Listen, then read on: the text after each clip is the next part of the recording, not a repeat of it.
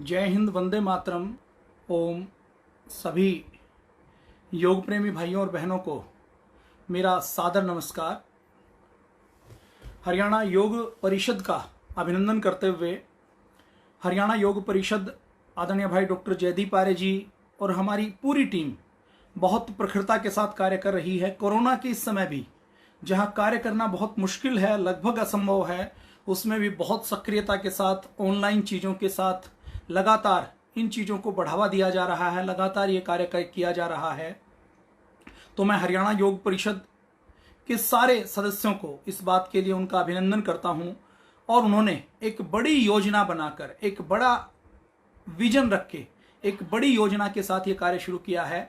अभी कोरोना का संकट चल रहा है, कैसे एक छोटा सा जीवाणु, छोटा सा विषाणु पूरी दुनिया को झुका सकता है, किस प्रकार से हमारी सारी मान्यताएं, परंपराएं ध्वस्त हो सकती हैं, कैसे सारा हेल्थ सिस्टम, बाहर का हेल्थ सिस्टम, बाहर का पूरा, जिसके ऊपर हमें गर्व था कि हमारे पास एंटीबायोटिक हैं, हमने मेडिकल साइंस में इतनी तरक्की कर ली है, वो सारा मेडिकल साइंस, भारत की बात तो हम छोड़ दें, हम यदि विदेशों की बात करें, विदेशों के अंदर भी यूएसए, यूके, जहां हेल्थ का बजट भारत के पूरे बजट से भी कई गुना ज्यादा बड़ा है, वहां भी सारा सिस्टम चरमरा गया है। तो पूज्य स्वामी जी महाराज जैसा कहते हैं कि जब भारत बाहर का हेल्थ सिस्टम फेल हो जाए तो अंदर के हेल्थ सिस्टम की आवश्यकता पड़ती है, और ये अंदर का हेल्थ सिस्टम हमें बचा सकता है, और ये अंदर का हेल्थ सिस्टम यदि हमें खड़ा करना है तो वो योग से खड़ा होता है।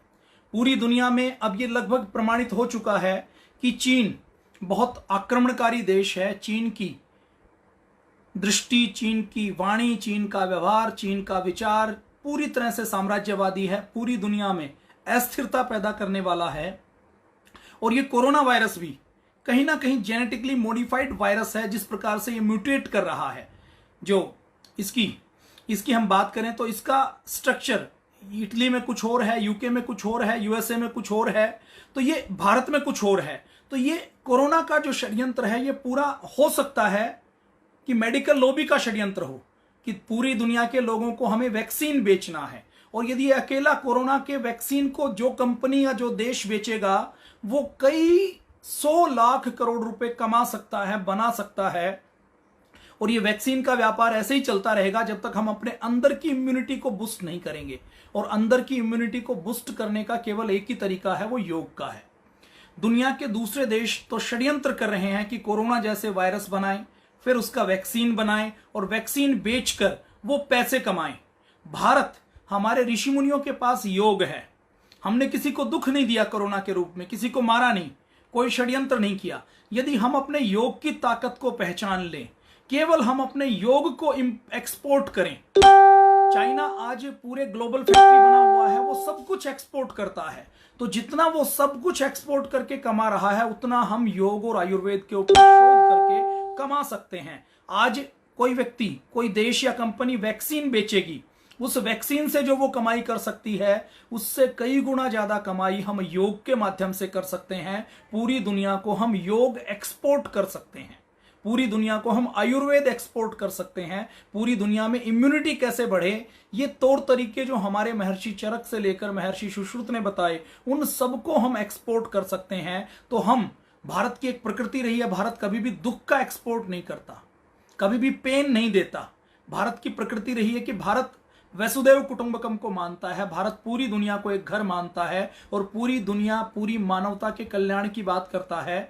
तो हम पूरी दुनिया को योग दे सकते हैं। और यदि हमने योग का एक्सपोर्ट करना शुरू कर लिया, योग के ऊपर शोध करना शुरू कर लिया, परम पूज्य स्वामी जी महाराज ने प्राणायाम और आसन का एक कैप्सूल कोर्स बनाया। उस एक पूज्य स्वामी जी महाराज जो एक अपने आप को कहते हैं कि एक गांव में मेरा जन्म हुआ, मुझे कोई सुख सुविधाएं, संसाधन, संपत्ति, सिंहासन नहीं मिला, जब पूज्य स्वामी जी महाराज पूरी दुनिया को योग करवा सकते हैं, और योग में अभी आसन प्राणायाम करके यदि पूरी दुनिया के शरीर के रोग ठीक हो सकते हैं, तो आने वाला समय वो समय भी हो सकता है जब एक एक मुद्रा के ऊपर शोध होगा, एक एक योग की क्रिया के ऊपर और शोध होगा, आयुर्वेद के ऊपर शोध होगा, भारतीय जीवन पद्धति, भारतीय चिकित्सा पद्धति, भारत की परंपराएं, भारत के ज्ञान विज्ञान पर शोध होगा। तो पूरी दुनिया में विश्व गुरु भारत बन सकता है, और उसमें मुझे जो दिख रहा है उसमें योग की एक महत्वपूर्ण भूमिका रहेगी। और ये हमारे लिए गर्व और गौरव की बात है। कर्म योग की शिक्षा दीक्षा जहां गीता में दी गई, वो योगेश्वर भगवान श्री कृष्ण ने कुरुक्षेत्र को चुना, हरियाणा की धरती को चुना, और हरियाणा में अभी एक योग प्रेमी सरकार है, और योग प्रेमी सरकार ने एक संकल्प लेते हुए कि हम योग को लागू करेंगे। और देखिए, चीजें वहीं आगे पुष्पित और पल्लवित होती हैं जिसमें लोगों के सहयोग के साथ साथ शासन और प्रशासन का सहयोग मिले। सम्राट अशोक के समय में बौद्ध धर्म चीन में, कंबोडिया में, जापान में, थाईलैंड में, पूरी दुनिया में बौद्ध धर्म पहुंचा। क्यों पहुंचा? क्योंकि राजाश्रय मिला, उसको राजा का आश्रय मिला, उसको प्रशासन ने उसको आगे बुस्ट किया, उसके ऊपर अपना सहयोग दिया। तो देखिए, हम अपने स्तर पर बहुत कुछ कर सकते हैं, लेकिन जब शासन प्रशासन का साथ मिलता है तो जो काम 50 साल में होने वाला है वो काम 5 साल में हो सकता है। तो अभी हरियाणा योग परिषद का गठन पूज्य स्वामी जी महाराज की प्रेरणा से हरियाणा के माननीय मुख्यमंत्री श्री मनोहर लाल खट्टर जी ने किया। और श्री मनोहर लाल खट्टर जी भी, मैं यूं कहूं कि वो नेता कम है, एक कार्यकर्ता ज्यादा हैं। भारतीय संस्कृति के आस्थावान व्यक्ति अधिक हैं। मुझे जब मैं उनको देखता हूं तो नेता कम दिखाई देता है। तो उनकी खुद की इच्छा है कि योग प्राणायाम आगे चले, उनकी बहुत निष्ठा है। हरियाणा के स्वास्थ्य मंत्री माननीय अनिल विज जी, उनकी बहुत गहरी निष्ठा है और उनके जीवन का उद्देश्य ही सेवा करना है। देखिए, मैं राजनीति से परे हटके ये बात कर रहा हूं, जो मेरा एक अलग आंकलन है। जिस दृष्टि से मैं देखता हूं, तो मैं जब दोनों को देखता हूं तो मुझे ऐसा लगता है कि दोनों एक तरीके से एक साधु स्वभाव के एक व्यक्ति हैं जो भारत माता की आराधना करना चाहते हैं। तो राजाश्रय मिला है हरियाणा में, हरियाणा योग परिषद का गठन हुआ परम पूज्य स्वामी जी महाराज के आदेश से, उनके निर्देश से आदरणीय भाई डॉक्टर जयदीप आर्य जी को हरियाणा में लगाया गया, क्योंकि हरियाणा में कुछ विशेष कार्य करके दिखाने हैं। ऐसे कार्य करके दिखाने हैं जो रोल मॉडल बने, ऐसे कार्य करके दिखाने हैं हरियाणा के अंदर, शिक्षा के अंदर, चिकित्सा के अंदर, दैनिक जीवन के अंदर, योगशालाओं के माध्यम से कुछ नए प्रयोग करने हैं, कुछ बड़ा काम करना है। और वो बड़ा काम करने के बाद पूरी दुनिया, पूरे एक एक स्टेट में वो कॉपी होगा।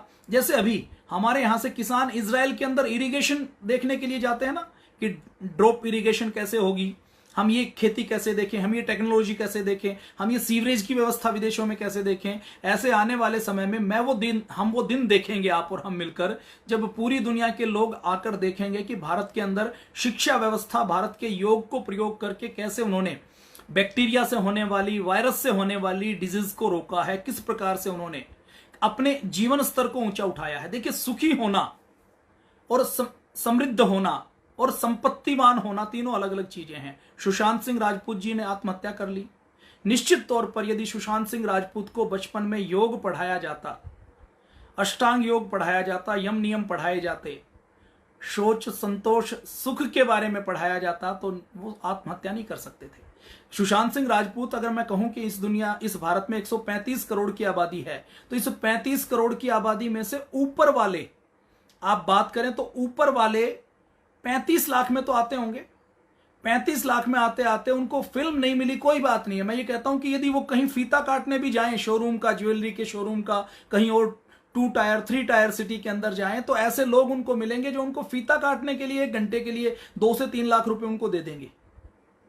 तो वो यदि योग करते, यदि योगी होते, तो उनको ऐसे ये कदम नहीं उठाना पड़ता। तो उनको भी हम श्रद्धांजलि देते हैं। तो योगी बने, हमारा हरियाणा निरोगी बने, स्वस्थ बने, उसका एक बड़ा काम हरियाणा योग परिषद के माध्यम से होगा। और जिस कार्य को राजाश्रय मिलता है उसमें वो कार्य पुष्पित और पल्लवित होता है। हम योग के शिविर कितने भी लगा सकते हैं, लेकिन यदि शिक्षा में योग लागू करना है तो वो सरकार कर सकती है।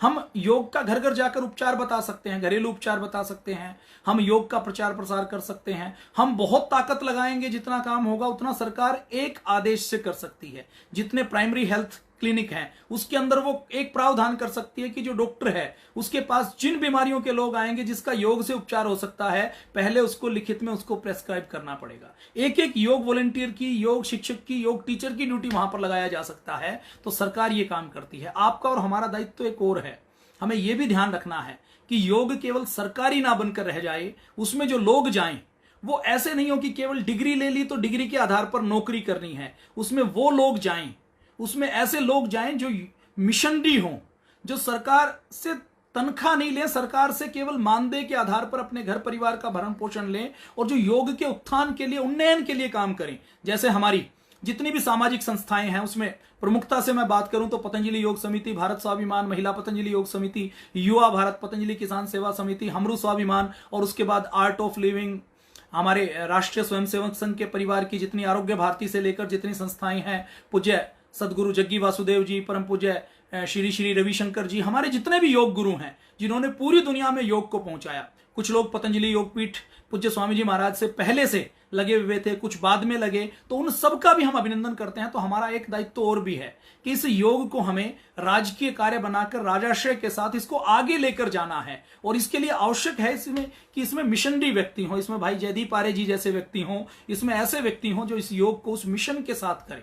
मुझे ध्यान है भाई जयदीप जी, हमने सामाजिक क्षेत्र से तो पहले से ही जुड़े रहे 1996-97 से, लेकिन अगर हम बात करें तो 2005 में जब पूज्य स्वामी जी महाराज ने पहली बार योग शिक्षक बनने का आह्वान दिया, एक दर्शन दिया कि हमें योग को घर घर तक पहुंचाना है, और घर तक पहुंचाने के लिए पूज्य स्वामी जी महाराज ने आस्था के ऊपर एक ओपन कॉल दी कि जो लोग स्वस्थ हैं, जिनका वजन 80 किलो से कम है, वो हरिद्वार में आइए, उनको 11 दिन में योग सिखाऊंगा, और योग सीखने के बाद उनको अपने घर के किसी सार्वजनिक स्थान पर, किसी पार्क में उनको खुद योग करना है और दूसरों को योग करवाना है।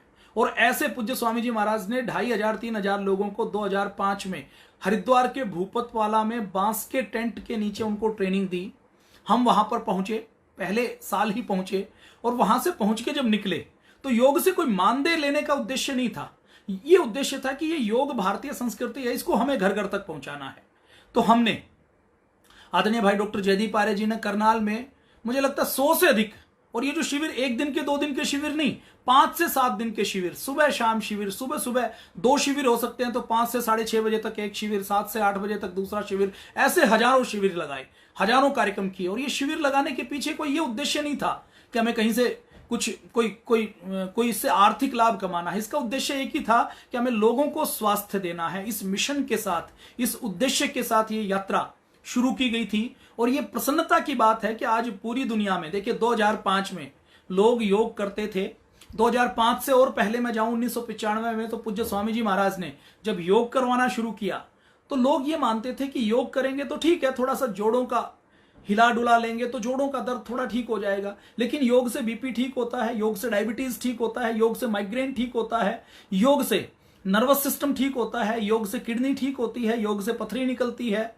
योग से डाइजेस्टिव सिस्टम ठीक होता है, योग से हमारा दमा अस्थमा ठीक होता है, योग से वो बीमारियां जो कभी ठीक नहीं होती थी वो ठीक होते हैं। तो उस समय तक ये थ्योरी कहीं नहीं थी। और जब पूज्य स्वामी जी महाराज ने पहले ये कहना शुरू किया तो लोगों ने खूब विरोध किया, ये कहा कि ये तो गैर वैज्ञानिक है, ये तो अवैज्ञानिक है, इसका तो कोई प्रमाण नहीं है। और पूज्य स्वामी जी महाराज ने जब प्रमाण देना शुरू किया तो आज पूरी दुनिया में, ये हम सब के लिए बहुत बड़ी अचीवमेंट है कि आज पूरी दुनिया में पूज्य स्वामी जी महाराज अगर टीवी के ऊपर आकर कहते हैं कि योग करेंगे तो कोरोना भाग जाएगा, इम्यूनिटी बूस्ट हो जाएगी, गिलोय का काढ़ा पियो, ये पूज्य स्वामी जी महाराज का तप है, योग आज यहां तक पहुंचा है। नहीं तो ये बात कोई दूसरा व्यक्ति कहता तो आज जैसे यूट्यूब से वीडियो हटा दिए जाते हैं ना, पूज्य स्वामी जी महाराज के वीडियो नहीं हटाए जाते। क्यों? क्योंकि उन्होंने प्रामाणिकता के साथ ये बात कही है। तो ये यात्रा उस समय शुरू हुई थी जिसके पीछे एक उद्देश्य था कि हमें योग को जन जन तक, योग को घर घर तक, योग को जन क्रांति बनाना है, योग को जन आंदोलन बनाना है। और उस उद्देश्य के साथ हमारे पूरे भारत में लाखों योग शिक्षक, अलग अलग संस्थाओं के, हमारे पतंजलि योग समिति के योग शिक्षक लगे हुए हैं। उसमें प्रमुखता से पतंजलि योग समिति लगभग 2.5 लाख गांवों तक पहुंची हुई है। हरियाणा के अंदर हजारों योग शिक्षक लगे हुए हैं। मुझे ध्यान है 2007 में जब पहली बार योग का जब शिक्षण शुरू हुआ जिला स्तर पर, तो उस समय एक जिले से 500, 700 हरियाणा का मुझे नहीं लगता कि कोई एक भी ऐसा गांव हो जहां पर कभी योग का कोई कार्यक्रम पतंजलि के द्वारा, हमारी योग की संस्थाओं के द्वारा आयोजित नहीं किया गया हो। मैं हिसार की बात करूं तो हिसार में, करनाल में, पानीपत में, महेंद्रगढ़ में, इन सब में एक गांव में आदरणीय भाई डॉक्टर जयदीप आर्य जी का, मेरा खुद का, पूज्य साध्वी देवप्रिया जी का जाना हुआ। एक गांव की मैं बात करता हूं। महेंद्रगढ़ में गांव लगभग 550 के करीब हैं, एक गांव में बहन जी गई हैं। करनाल के एक गांव में भाई डॉक्टर जयदीप आर्य जी का जाना हुआ है। मेरा हिसार के लगभग सारे गांव में जाना हुआ है, क्योंकि हम 2007-8 में इधर आ गए थे तो उसमें लगभग 80 से 90% गांव हमने कवर कर लिए थे। तो ये एक आंदोलन है और आंदोलन के तरीके से इसको आगे बढ़ाना है, आगे चलाना है। चीन भारत को 5 लाख करोड़ रुपए का एक्सपोर्ट करता है, भारत चीन से 5 लाख का इंपोर्ट करता है और भारत चीन को 1 लाख करोड़ रुपए का एक्सपोर्ट करता है। 4 लाख करोड़ रुपए का शुद्ध घाटा हमें भारत और चीन के व्यापार से होता है। तो इस घाटे को हम दूर कर सकते हैं यदि हम योग के ऊपर मास्टरी प्राप्त कर लें।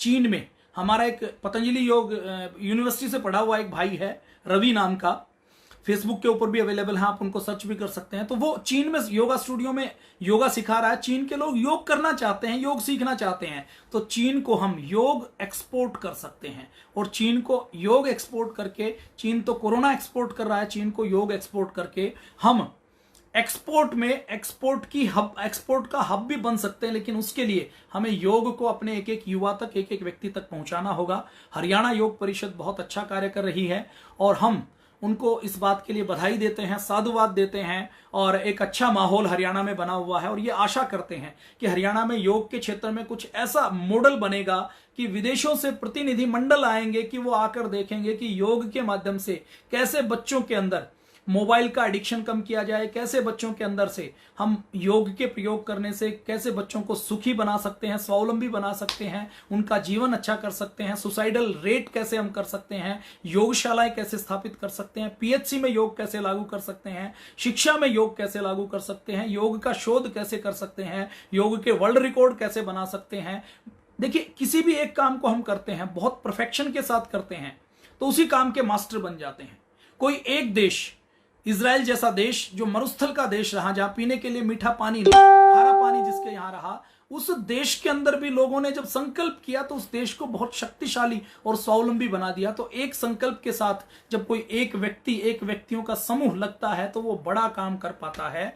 ऐसा मुझे लगता है कि हरियाणा में योग के क्षेत्र में बड़ा काम तो पहले से ही हो रहा था, आदर्श तो पहले से ही था। एक शासन प्रशासन के सहयोग से भी क्या बड़ा काम हो सकता है, वो हमारे हरियाणा योग परिषद के सभी, हमारे भाई पवन जी से लेकर डॉक्टर मदन मानव जी से लेकर और हमारे भाई ईश आर्य जी से लेकर, हमारे हरियाणा के 5 संगठनों से लेकर, माता सत्या जी से लेकर, हमारे सारे जिला प्रभारी, हमारे सारे अलग अलग संस्थाओं के भाई बहनों के साथ मिलकर आदरणीय भाई डॉक्टर जयदीप आर्य जी के नेतृत्व में एक बड़ा कार्य हरियाणा में होगा, ऐसी मैं उम्मीद करता हूं, ऐसी मैं अपेक्षा करता हूं। और निश्चित तौर पर बाहर का हेल्थ सिस्टम चरमराएगा, अंदर का हेल्थ सिस्टम काम आएगा और अंदर के हेल्थ सिस्टम को बूस्ट करने का योग के अतिरिक्त और कोई साधन नहीं है। तो मैंने ये अपनी बात को विराम दिया। मुझे लगता है मैंने समय थोड़ा सा ज्यादा ले लिया, समय का अतिक्रमण हो गया होगा, तो माफी के साथ आप सबको बहुत बहुत पुनः अभिनंदन, आपका आभार। जय हिंद, वंदे मातरम, भारत माता की जय।